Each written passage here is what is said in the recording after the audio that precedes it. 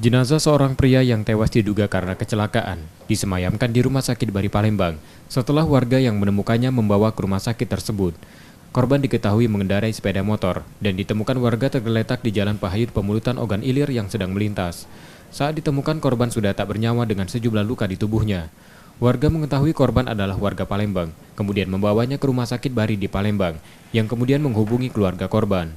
Keluarga korban yang datang ke rumah sakit mengatakan korban adalah petugas keamanan salah satu perusahaan di Ogan Ilir dan diduga saat kejadian korban akan pulang usai bertugas.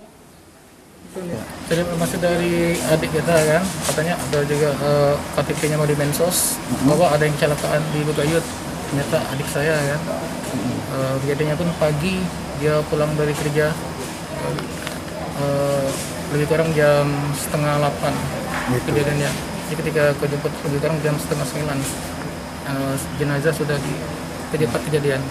Itu yang dapat informasi cak mana kita? Apa dia tabrak lari apa gimana? Lebih kurang tabrak lari kayaknya, Gitu. ciri-ciri. Oh. Ini keluarga kakak kita nih bawa motor apa gimana? Bawa motor. Bawa motor ya? Motor. Kita tak tahu mobil apa itu. Belum tahu. Belum tahu mobil Iya. apa. Kini korban sudah diambil keluarganya dan akan segera dimakamkan. Yudi Kiswanto, Kompas TV, Palembang.